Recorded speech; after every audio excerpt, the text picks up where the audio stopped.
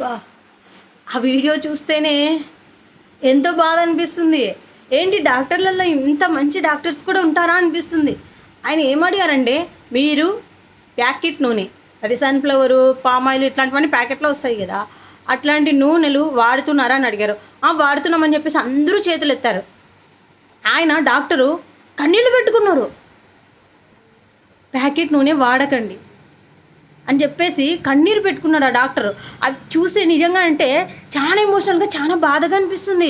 Packet నూనె వాడడం వల్ల ఏమేమి ఎఫెక్ట్స్ ఉన్నాయంటే ఆయన చెప్తున్నారు, ప్యాకెట్ నూనె మీరు వాడడం వల్ల క్యాన్సర్ వచ్చే అవకాశం ఉంది, దయచేసి మీరు అట్లాంటివి చెయ్యకండి, మీ ఫ్యామిలీ ఉంది, మీ ఫ్యామిలీని చూసుకోండి, అయినా నేను చెప్తే ఎవరు వింటారు, ఎవరు వినరు అని చెప్పేసి ఆ డాక్టర్ చాలా ఎమోషనల్ అయ్యి కన్నీరు పెట్టుకున్నారు. ఇట్లాంటి వాళ్ళు కూడా ఇంకా ఉన్నారు. ఆయన చాలా బాగా చెప్తున్నారు, మీకు వీళ్ళు ప్యాకెట్ నూనె వాడకండి, డబ్బాలో వస్తాయి కదా, ఆ డబ్బా ఆయిల్ అంతా వాడండి, హెల్త్కి మంచిగా ఉంటుందంట. నేను కూడా ప్యాకెట్ నూనెనే వాడుతుంటే ఇన్ని రోజులు, నేను కూడా డబ్బా నూనెకి షిఫ్ట్ అవ్వాలి. అంటే సన్ఫ్లవర్ ఆయిల్ అండి, మీరు సన్ఫ్లవర్ ఆయిల్ వాడుతూ ఉంటే అవి డబ్బాలలో వస్తాయి కదా, ఇప్పుడు డీమార్ట్లో అక్కడంతా దొరుకుతాయి, జనరల్ స్టోర్లో కూడా దొరుకుతాయి, అట్లాంటివి వాడాలంటే. కానీ ప్యాకెట్ నూనె వాడకండి అని డాక్టర్ చెప్తున్నాడు.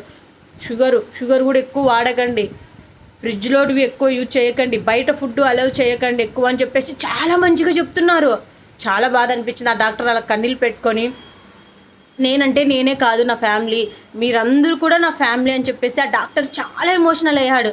మీరు కూడా దయచేసి మీ హెల్త్ని జాగ్రత్తగా చూసుకోండి, ప్యాకెట్ నూనె అంటే వాడకండి, క్యాన్సర్ వచ్చే అవకాశం వల్ల ఎక్కువగా ఉన్నాయంట.